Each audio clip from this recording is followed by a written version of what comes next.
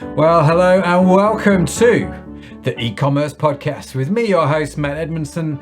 The e-commerce podcast is all about helping you deliver e-commerce wow. And to help us do just that, today I'm going to be chatting with Colby Flood from BrighterClick about how to develop a creative strategy for your brand's advertising. But before the magnificent Colby and I jump into that, let me suggest a few other podcast episodes that at some point I think you should check out. Try the ultimate Facebook ad strategy for your e-commerce business with Meredith Callagher. She was an absolute legend. And how to 10x your investment with an agency partner with Chase Climber. Great conversation with Chase about that. You can find both of those and our entire archive of episodes on our website for free at ecommercepodcast.net, which coincidentally also has the ability for you to sign up to our newsletter. And each week, we will email you all of these links, plus the links and notes and transcript from today's conversation with Colby. If you're on our newsletter list, you'll get direct to your inbox, totally free, totally automatic. It's amazing. It's brilliant. Do it. Sign up now. Have a go. This episode is brought to you by the e-commerce cohort, which helps you deliver e-commerce wow to your customers. Colby, I am sure, just like me, you have come across a whole bunch of folks stuck with their e-commerce website, or they've just got siloed into working on just one or two areas and miss the big picture, something I know we're going to get into today's conversation, funny enough. Well, enter the e-commerce cohort to solve this particular problem. Cohort is a lightweight membership group with guided monthly sprints that cycle through all the key areas of e-commerce, the sole purpose of which to provide you with clear, actionable jobs to be done, so you will know what to work on and get the support you need to get it done. So whether you're just starting out in e-commerce, or if like me, you're a well-established e-commercer, you've been around for a wee while, as they say, then can I encourage you to definitely check out ecommercecohort.com or email me directly at matt@ecommercepodcast.net with any questions that you may have. ecommercecohort.com is today's sponsor, so do check them out. And actually what I should have done and didn't do, Colby, is I should have put the thing on the screen. There you go. With the web link if you're watching the YouTube video. That's my bad. Anyway, let's get into this. So Colby founded BrighterClick in 2019 to create an education-first agency that focuses on performance and proactive communication led by education. He hired his first team member in 2020 and saw 300% growth in the next 12 months. By 2022, they had managed over $20 million in ad spend for their clients, and the agency has 7 full-time employees. BrighterClick helps e-commerce companies just like yours, just like mine, 2 to 3x their current Facebook marketing performance. They are the only agency that leads all communication through education. That is all a big, interesting statement, Colby, and I'm super keen to get into this. So welcome to the show. Thank you for joining us all the way from Raleigh, North Carolina. Great to have you here. How are we doing today? Doing well. Thanks for having me. I'm excited to see what we can unpack today. Oh yeah, absolutely. Absolutely. So tell me about BrighterClick and what is BrighterClick? What does it do and why? What is BrighterClick? That's a great question. So we are a team of high achievers. Does that sound motivational there? So we're an agency. We need some funky music, don't we, to go, we are high achievers. Yeah, sorry, carry on. Like a 80s corporate video. Onboarding new team members. Yeah, so we're an agency. We started out focused on Facebook, Instagram management, and really niche down for e-commerce in that area. One thing we've been moving towards as of late is also focusing on creative strategy, because we see kind of the writing on the walls that that's where the industry is going with things, is the focus on creative for paid media in specific. So we work with clients to provide paid media strategy and production, and I emphasize strategy, and we can talk about that later, and also paid ad management as well. So how did it go? Because this has been around since what, 2019, did I say in the bio? Yeah. So what were you doing before you started BrighterClicks? Yeah, good question. So I had worked in-house with companies doing marketing and always saw that divide between communication with the company and the agencies that we were working with. And I started going freelancing before I started BrighterClick. And Hmm. if you want me to be frank with you, in the intro you said started 2019, hired first team member 2020. Felt like I needed to be official and have a company name and not just be Colby Flood as I was freelancing. So started it January 2019, and then just continued to scale up the client base, continued to scale up the work until I Hmm. needed to bring on people to keep growing that way. Yeah, it's interesting. The amount of people that I speak to, Colby, that started off, they were in a company, they learned some stuff, thought Yeah. they could do it better or different, or for whatever reason, providence, whatever you want to call it. They then set up their own little sort of freelance agency, do quite well, and they quite quickly grow their freelance business into a full-on agency, especially around sort of marketing type stuff, which is quite interesting. It's quite an interesting journey for me to see people go through that, and so you're not the exception. That's for sure. But here you are, the founder CEO of BrighterClicks, and you started out with this statement: the writing is on the wall for paid media, but you're a paid media. Well, you started out as a paid media agency. So, what do you mean when you say that paid media, the writing's on the wall? What does that mean? Because it sounds, if I'm honest with you, it sounds a bit kind of like, whoa, okay, that's a bit high and intense. So I want to pay attention to this. It's a good Gary V eye catcher statement there for you. Yeah. So the way we've seen it is, so over the past year and a half, all you've heard about is all these updates, right? iOS 14.5, Facebook's losing targetability with audiences. We're losing match rate with our pixel to retarget people. And the platforms are seeing damage from that because they're losing trust with the channel to market on. And then we're seeing, for marketer perspective, we're losing data, right? We can't do as much. About 2 months ago, 2.5 months ago, from the time of this recording, Google put out Performance Max, Facebook put out Advantage Plus. Now, some people may see positive, some people may see negative, but these are like the V1 of the platform doing the media buying for you. Even TikTok just came out with, in the past week, new targeting abilities to where if you really look at it, it's just a simplified targeting. You can choose people who may be interested in buying makeup or people who may be interested in buying bikes, which is just taking 3 or 4 targeting tactics and making it a click button, right? Mm. The platforms are starting to automate the media buying, and there's going to be one thing left for marketers to pull lever wise, and that's going to be creative and messaging. So if you think about it, 2015, prime time for Facebook ads, it was all about audience and bid cap and campaign structure, CBO, ABO, and what are you doing? And there wasn't as much focus on the messaging. You could throw up an ad, you could get 10x return. That's not the case anymore. And we're having to go back to being marketers. It's not as much about growth hacking tactics. Now it's about marketing and messaging. So I believe in the next 2 years, we're going to see the platforms really automating all the media buying. And the purpose of a media buyer is going to either transform or diminish because it's going to be about creative strategy. That's my personal opinion with it. That's really interesting because we've had people on the show talking about the effects on like Facebook ads. I'm just going to pick on Facebook ads because they were the ones in the headlines over the changes with iOS and a few other bits and bobs. And so we've had people on there saying, "Oh, it's not as bad. Everything's okay. Life's still good." And we've had people coming on going, "Oh man, the world has fallen out of our, the bottom's fallen out of the world right now." And so what you're saying is it seems to be fairly consistent with what I'm hearing across and to be fair, what I'm experiencing in my own e-commerce businesses, that actually the with Facebook ads, it has become a lot harder to get some kind of value out of Facebook ads. And one of the things that you said that I just wanted to touch on a little bit is the other comment you said is the channels are losing, or the channel is losing trust. And what do you mean by that?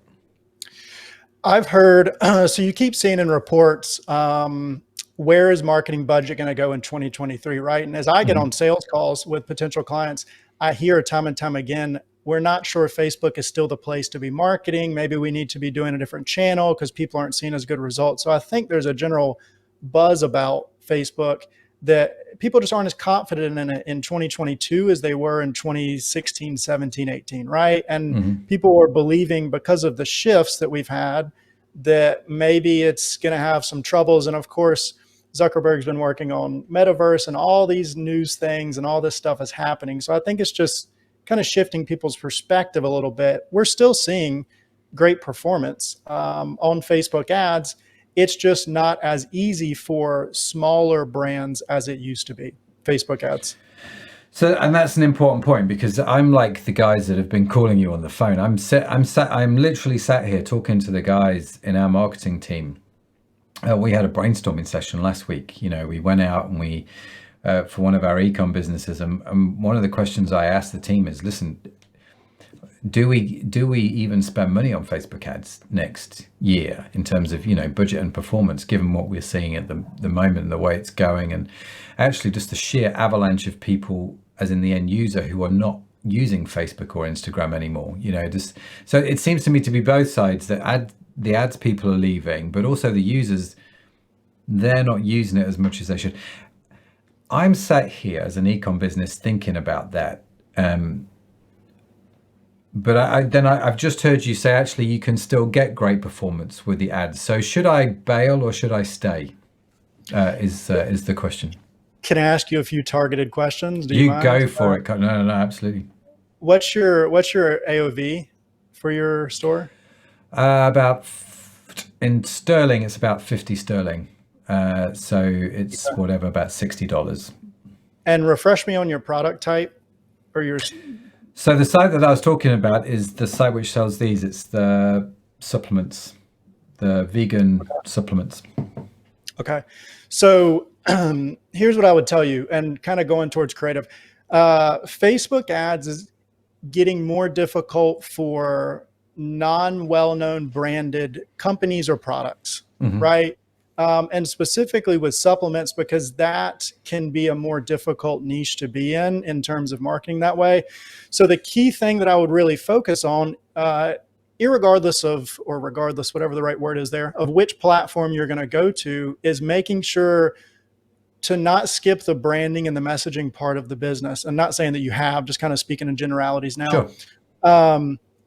And focus on making sure you have your USP marked down, and then really go into what is your messaging going to be on the platform. And there's some great things you can do specifically for your product, things like PR, which people often forget about. But just to kind of loop all that before I go on a long tangent on creative strategy, because I'm sure we'll loop into that, is focus on your ads or your creative budget. And I always tell people 10% of your marketing budget, put that towards creative.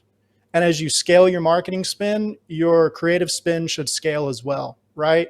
There's someone, there's a marketer on LinkedIn I saw put out a good statement saying, like, if you purchase a Super Bowl ad, you're not just going to throw up some creative. You're going to be spending tons and tons of money on that ad, right? Your focus is going to be on the quality of that ad. Social media should be no different. You should focus on the quality of the creative you're putting out as well. So with a AOV of 50, it's definitely possible. Getting a sub 20 CPA can be difficult, especially in your niche. And I imagine, without seeing your account right now, you're probably seeing higher CPMs and higher CPCs in your account. Do you get rejected ads at all for your product? Occasionally, yeah. We have to reword things. And that's one thing to watch. If your ratio to rejected ads to approved ads gets offset, Facebook will naturally raise your CPM. So what you need to do is you need to get those ads approved. Don't run them. Don't feel the need to. And then launch a Facebook like campaign with just dozens of ads to reset that ratio. That'll help out with your CPMs. But yeah, sorry, I get on tangents here. I love kind of going through those. But I would say don't abandon ship. Just don't maybe put all eggs in one basket if possible. Yeah, no, fair enough. Well, you've talked about this, the idea of putting 10% of my marketing budget towards creative. Let's be super clear at the start. When you say creative, what do you mean? That's a good question. So the way I would define it is what people are seeing for the ad. So that could be influencer content, that could be graphics, that could be video production, that could be PR to put into your actual ads. Whatever is going in that 1080 by 1080 or 9 by 16 square for people to look at, I would say put 10% of your budget focused on that, right? And there may be spend that goes into the ideation of it or the tracking of it, those types of things as well. I like it. I like it because what you're saying is, Colby, is, and if I can paraphrase, and maybe you can correct me if I'm wrong, actually, Facebook ads, it's not dead, it's just different. And for the longest time, people like me have just thrown quick, cheap, and easy content or creative onto Facebook because we could, and we didn't have to, and it worked. You're right, and we didn't have to think about it. But in the world in which we now live, actually, I really have to think about that if I want to come out on top, right? I have to think about this creative. I have to think about the quality of the creative. Am I understanding that right? Yes, and I'll give you some validation to that, which is we have a couple of kind of enterprise clients, and I was on a call with them, one of them before this call here, and they just let me know that Facebook just announced, because they were in the initial run of it, like 3 or 4 days ago, that it's launching an accelerator program very similar to TikTok, where it will match companies that get approved to be in the program with a content creation agency to create free content for them. Facebook's paying for it 100%. Wow. Because it's starting to see that creative is, so they said the categories are video production, edits on existing creative, or influencer content. Wow. So Facebook's paying for it. I mean, that in itself is a headline right there, right? I mean, I've never known Facebook pay for anything. So it's quite an interest. So I get what creative is, and I understand that I now need to start thinking about creative. So what are some of the building blocks that you would have me think about in terms of strategy? What is creative strategy? What should I be thinking about? Yeah. And I'll answer that. And let me give you one little tiff here, one little pet peeve of mine. As you're looking at creative, one of the biggest problems you'll see oftentimes with the quality of creative is the setup of communication responsibilities, which is if you work with a creative agency and they are not ideating the strategy or they are not hands-on with media buying, it oftentimes leaves the business owner as the creative strategist who may not be running Facebook ads and may not have experience on creative for Facebook ads, communicating with a graphic designer who's learning the business and doesn't know Facebook ads to create the creative. So one little thing I would say is make sure there's someone in that chain of communication, ideally the person responsible for the strategy, that knows Facebook ads very well and knows creative strategy for them. But as we're looking at creative strategy, the key to start is going to be the research phase, right? So I'm coming from an agency perspective. Some of these things will just kind of mold and adapt if you are the business doing that, right? But we always start top down. So I say there's 3 levels to creative. There's going to be the CMO level, and that's the person that is setting the USP, the buyer personas, the messaging that goes across all channels, right?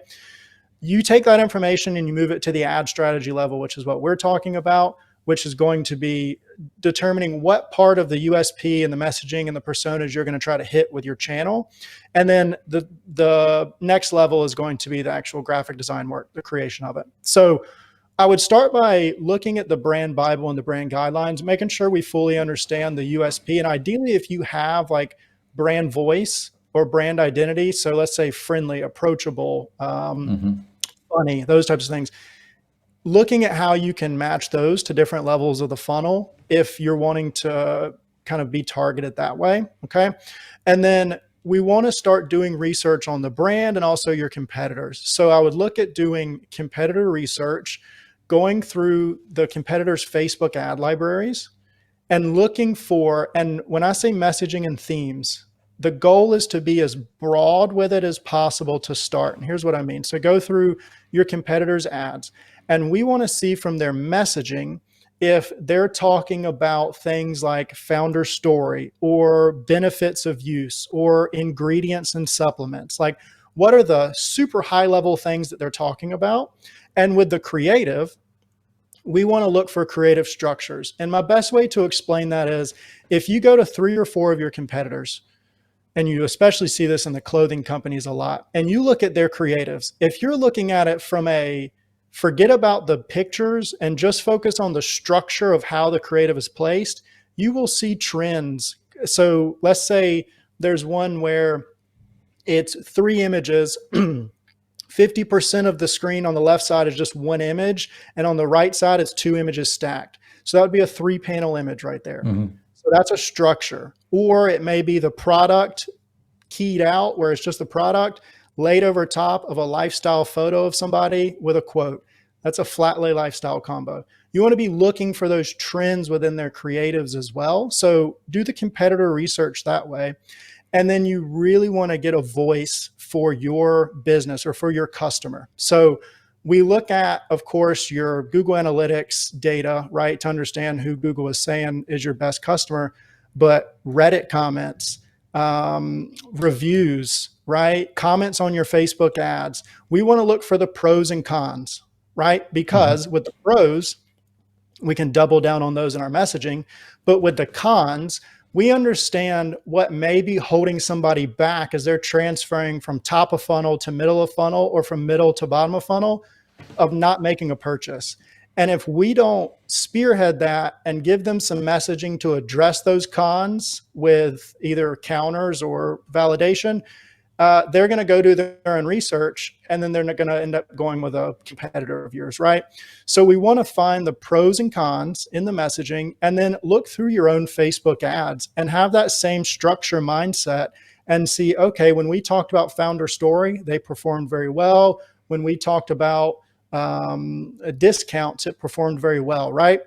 So you've done research on your brand, you've done research on your competitors, and now take a step back and really understand what's going on in the world, right? We have a lot of things going on in the world right now.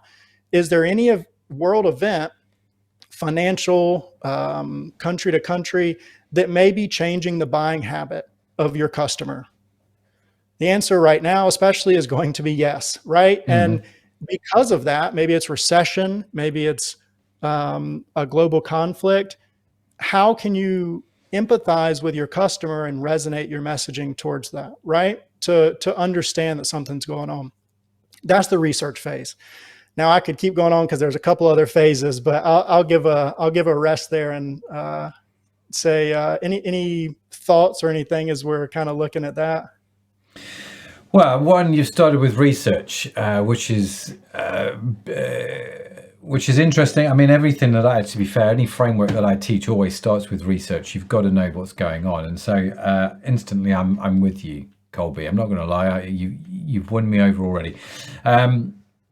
Because you talk about the input. Yeah, absolutely. I understand the importance of research. What's interesting is you're researching both your stuff, as in, your ads, the reviews on your ads, as well as your competitors, and you're trying to draw this sort of information out which shapes the creative. Have you done any projects or any case studies recently where actually you were surprised by stuff that came out in the research, where you had one idea, you did the research, and it changed what you did? It changed the outcome of what ended up happening? Yes, we're working on a project right now for a home security company, and they're more location based. They're in a couple of states in America, whereas you have like ADT and Ring who are nationwide, right? Mm-hmm. So we were looking at in the research phase, really understanding what we wanted to do. And one thing we were going into it was really focused on price comparison as the idea, because Ring, you can very easily purchase that off Amazon. You can set it up yourself, right? You can go. But the biggest thing that we were seeing from researching that specific company, and then also the ads of competitors as well, was really focusing on the community aspect and showing the idea of how they're there to help build a community, a safe community, and also they are a community-focused provider as well, like being very niche targeted with your location, which is counterintuitive to Facebook ads. If you know about kind of audiences on Facebook ads because it's hard to do small location-based ads that way. But that's one thing, and we're actually in the process of building that out. I don't have any data on finished test results. I can maybe check back in on podcast 2 there, but that is one thing that we've currently seen. The research phase is super important because your customer's voice is the most impactful kind of needle of where you should be moving that way, or North Star. Yeah, and that would have, I imagine, impacted not just their Facebook ads, but their website messaging, everything. Yeah. It's like it's where you're sort of going down one route. You've done this research, and actually, no, this is not. That's important, but this is way more important over here. So we need to show pictures of this and communities and use language of community and so on and so forth versus just being heavy on the pricing, I would have thought. And that's the goal with Facebook ads, and not even just Facebook, but any marketing channel you're on. Is it can be a mass market pre-tester for what you should focus on in your website, right? If you're noticing that messaging is performing very well, and then over time you don't build out landing pages for that, there's going to be what you call like a loss of scent, or a disconnect between the messaging on your landing page and the messaging on your ad, and you can see conversion drops from that or increases if you match it. So even if you don't have the bandwidth or the team to rebuild the whole website, building out specific landing pages on your e-com store that match what you're seeing perform well on the Facebook ads can be very beneficial for you that way. Super top tip there. That's an extra bonus, isn't it?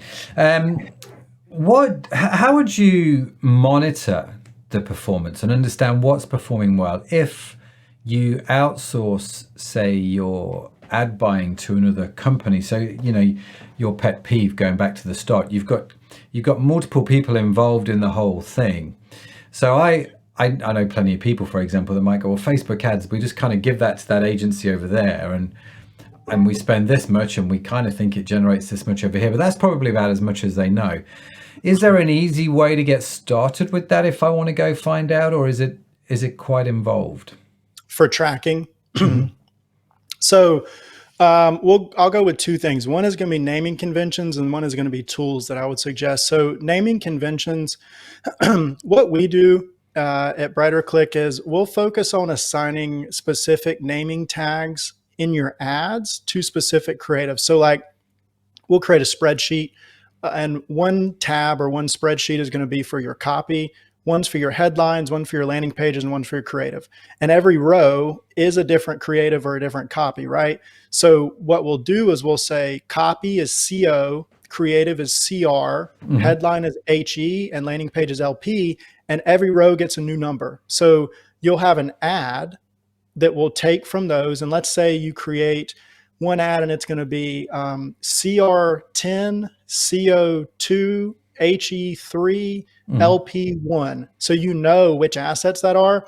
And then when you track that with your tools, we use, if you want to stay platform specific, you can use Supermetrics, but that helps you kind of segment it out. Now, looking at specific tools, I would suggest one we are affiliated with, one we are not, just kind of full transparency there.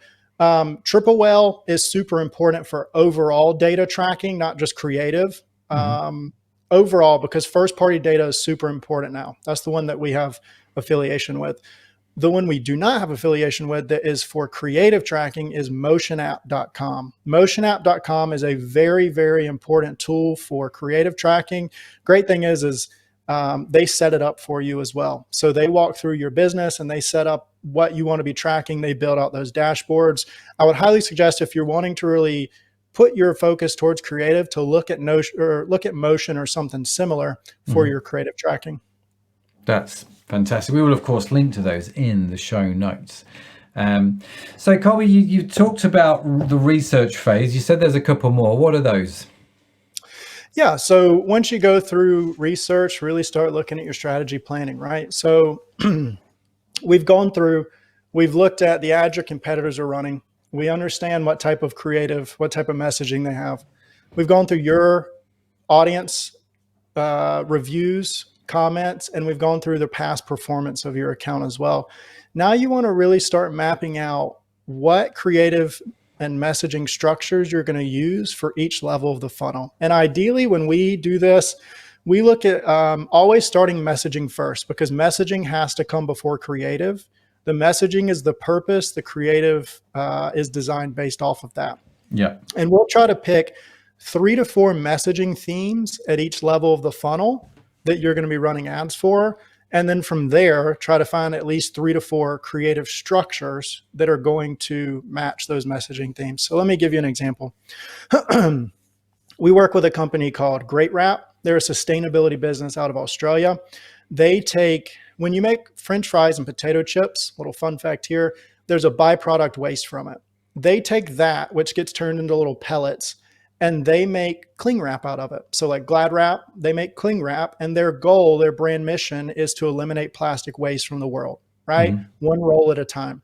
So when we started working with them, they were a fresh startup. We understood there was a lot of things we were going to need to uncover, right? So we're going to need to educate people on this. We're going to need to normalize the product. We're going to need to familiarize people with the product, right? So we needed to understand what type of messaging themes and what type of creative themes we're going to put at each level of the funnel. Well, since we wanted to educate and kind of normalize, we looked at top of funnel of what can we do there, and we went with PR content. They were very active with running PR campaigns, and we would just take Channel 10 News, started out in the anchor room, went to their facility on interview, and then went back to the anchor room, a normal 2-minute segment, completely unedited. Channel 10 News is the headline. What Channel 10 News put as the copy? Why? Because we wanted it to look as native as possible to Facebook. And then bottom of funnel, we wanted to familiarize. We just ran founder story, organic photos of the founders holding the product, talking about 2 local native Australians, married couple, wanting to eliminate plastic waste in the landfills and in the ocean. And we saw massive results with them. We tripled their revenue, whole store, 2 months in a row, just based off of that. Now, translating that into companies, right? I would be looking at messaging themes. What is going to work at your top of funnel? What do you think will resonate with the most? And you can really pull that from your customer reviews, talking about what people like. Is it the ingredients in your product? Is it founder story? Is it relatability to the viewer's problems, right? With your creative themes, are you going to want to be doing lifestyle photography, a video about the founder story, right? Picking those messaging themes at each level of the funnel. And it can be a little bit, try to stay general as I'm explaining this here, because it's very different for each business, but that's going to be the next step for you, is really mapping out what you want to do. And the key thing that I'll kind of close on that thought with is don't let perfection keep you from doing it. Start testing, right? Start testing, have a good setup there. Don't let fear of not doing it right hold you back, because if there's no strategy, a movement towards strategy is hopefully going to have better results for you that way. I like that. Don't let perfection hold you back. You just got to get going with something, right? So you have top of funnel, you have bottom of funnel. Do you have mid funnel content as well, or are they just the 3 stages of the funnel that you're looking at, or do you have more? That's a great question. So if we're going into setup wise for campaigns, so top of funnel, of course, just to define those, because people define them differently. Cold audiences, so interest-based audiences and lookalikes, people that have never come in contact with your ads. Middle of funnel, we do run those. That's going to be people who have engaged with your brand but haven't added to cart. So essentially, Facebook page likes, Facebook ad engagers, same with Instagram, website visitor, no add to cart. Bottom of funnel, add to cart, checkout initiated with no purchase.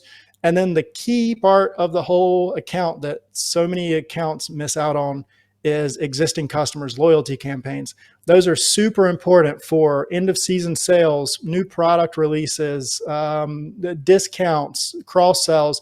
You see some of your highest returns with loyalty in Instagram Reels and Stories. But those are the main levels of funnel. And then what I will suggest always is have a separate campaign for creative testing. That's super important. You want to have a creative testing campaign ongoing, because when you need creative, you don't want to have to figure out what creative you can run. You want to already have it ready to go. Oh, okay. So you're running these sort of creative campaigns just over here, testing and figuring out what's working. So then you can assign that correctly over here when you need it. Yep. Have I got that right? Yep. And run it to the respective audience, of course, or respective level of the funnel that you're testing. Yep. Yeah. No, very clever. Very clever. Okay, so I've got research, I've got strategy planning. Is there anything else I need to think about? Reporting and optimizing, right? So you research, you plan out the strategy, and then where we said don't let perfection hold you back, you really start to learn as you go through the reporting that way. So ideally you have a setup like Motion, or you have a tool that you can use, because sometimes you can test too much, and when that happens, you don't track it, and then you don't learn from it, right? Mm-hmm. So making sure you're tracking it, and then revise as you go. The way that I would put it is have 2-week sprints. So let's say you're doing 30 ad creatives per month. Focus on building out a brief, getting 15 ad creatives put out, launch them in the account. Of course, don't launch them all at once and just sit there, but launch them in the account, and then a week, 2 week, start monitoring those. Look for your themes and trends. So is founder story messaging doing well or bad? Is this type of creative doing well or bad? And then really start diving into how you can modify the next creative brief for the next 2 weeks, right? And then when you get done with month 1, take a step back and look at, were there messaging themes we need to double down on or change? Is there creative that we need to double down on or change? That's a high level. When you go into a tool like Motion, you can even start looking at, did the first 3 seconds of this video perform well versus this video, and what was different there? But we'll kind of keep it broad for now, because that's a whole nother conversation. Oh, I'm utterly intrigued by the whole thing. I mean, if I'm honest with you, Colby, as soon as you said if you're going to launch 30 pieces of creative this month, I instantly go 30 pieces of creative, and I'm in a cold sweat straight away, right? And it's not even. I mean, we have a marketing team, so is that what we should be thinking about realistically, or is that just a figure you pulled out of the air? It all depends on how much you're spending, right? So here's what I would say, because this can really be contingent on the account. A key indicator of knowing you need more creative is your frequency and your first time impression ratio in your account, right? So if you notice that your account frequency or a campaign frequency is above 1.5, is starting to get much higher than 1.5, that's going to be an indicator you need creative refresh. And if you want to get even more validated with that, look at your first time impression ratio, which is found within your ad set analytics. When your first time impression ratio for an ad starts to get to 70%, which means on a scale of 0 to 100, what percent of people are seeing this for the first time? Mm-hmm.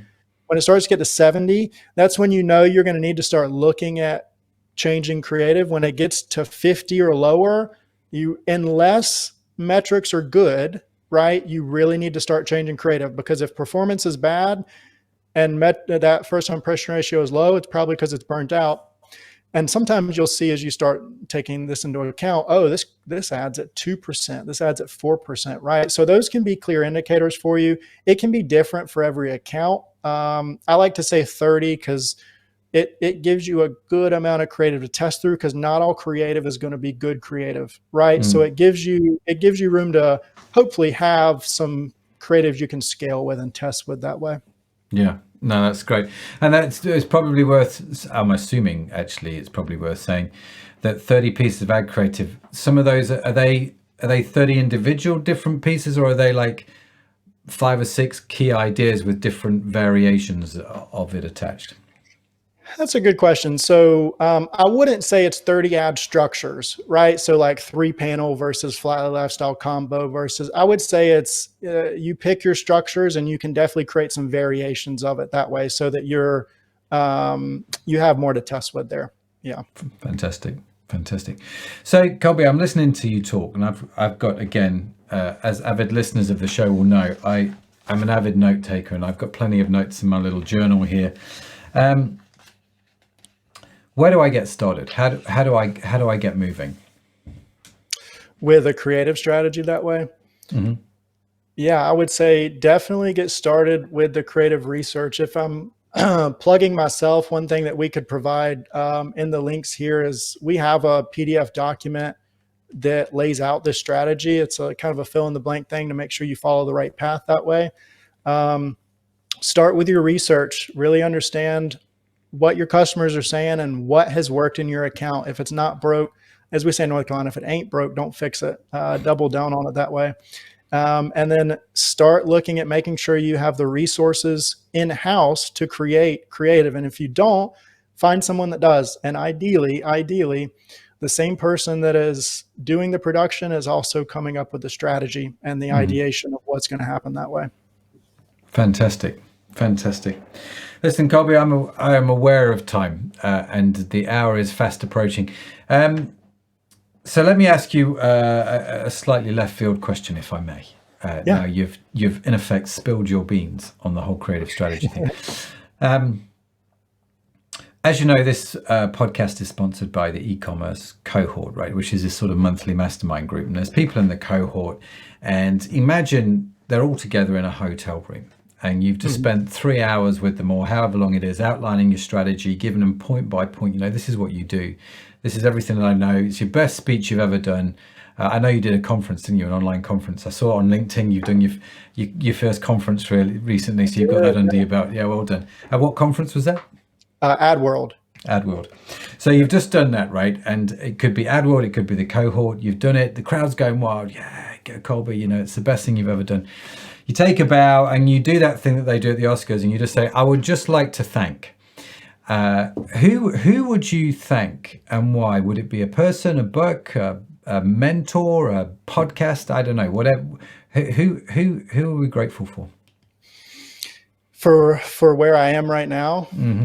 Yeah, that's a great question. Can I thank multiple people, or do I need to limit it to one? No, we can have more than one. That's fine. 10 minutes on the mic here. Perfect. Yeah. I mean, definitely family, for helping me through harder times when I was younger, at 20, 21 years old. The team at BrighterClick, because they are doing amazing work that way. But I would really focus on, and this one's kind of out of the box, the environment that the internet has created for access to knowledge. We are education first, because I started the company with that, because I had to teach myself everything with marketing.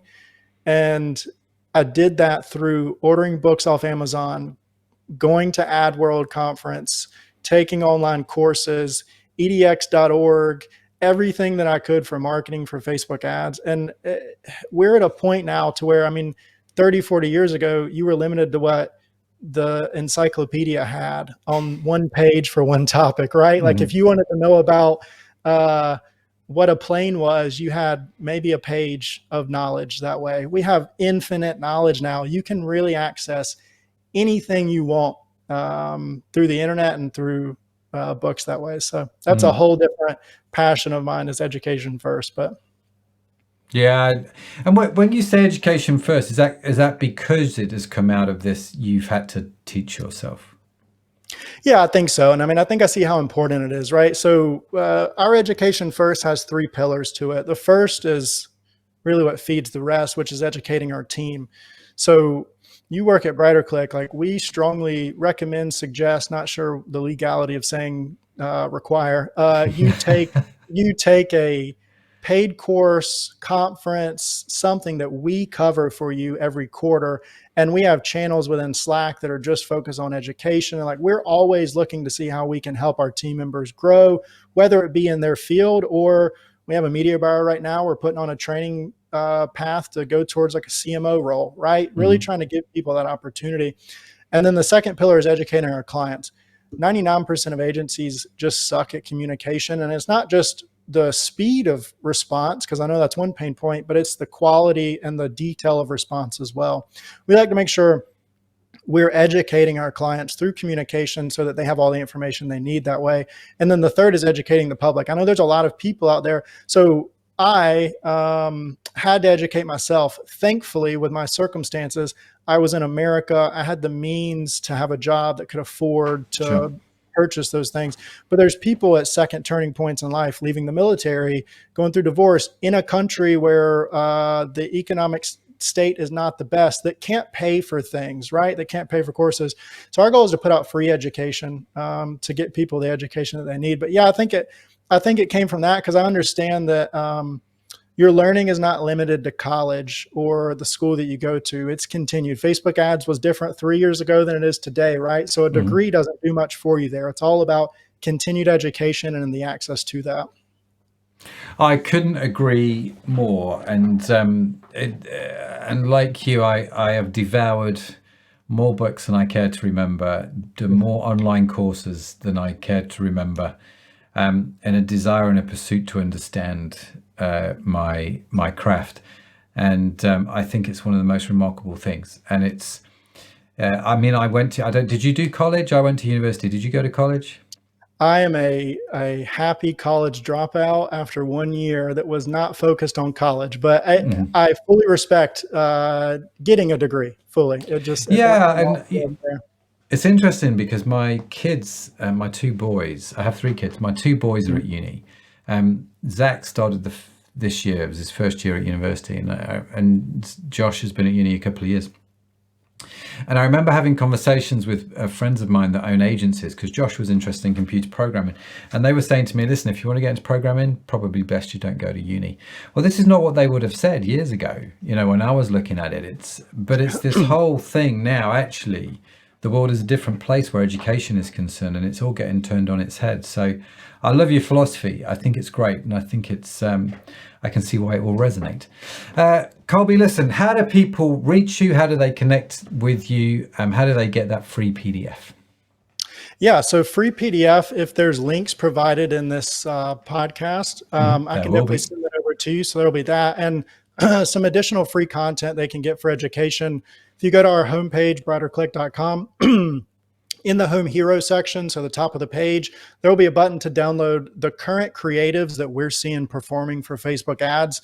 We're not going to spam you, promise. I don't have the bandwidth to do that right now, but you'll get a PDF. What you will get looped into is what we're looking at starting, which is every month, we're just going to send out a slide deck with the top creatives we're seeing performing that way.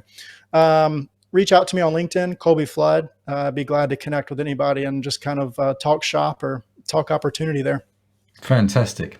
And we will, of course, put all of the links that Colby has mentioned in the show notes. So to the PDF, the software that he's mentioned, we'll get those off you as well, Colby, and we'll put those in.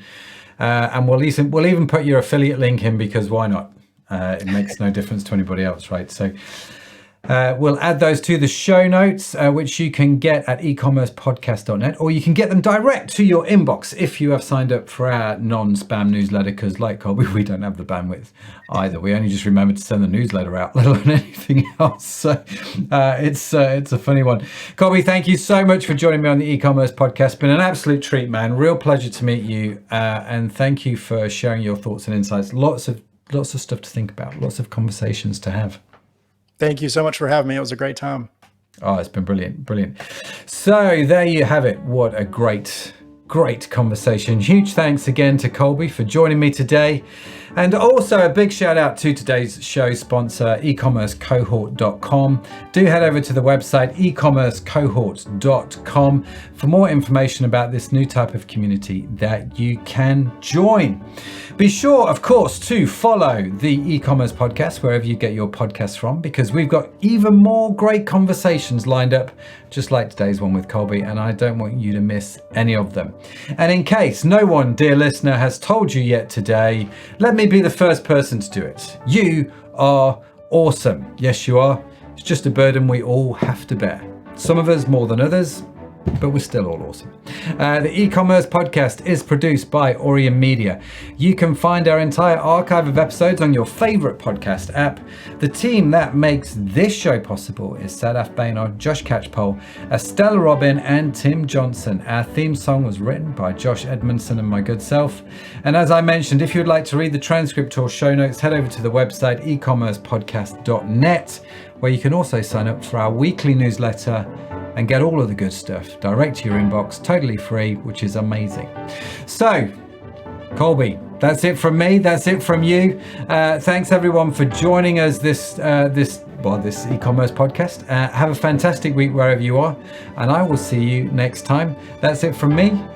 Bye for now.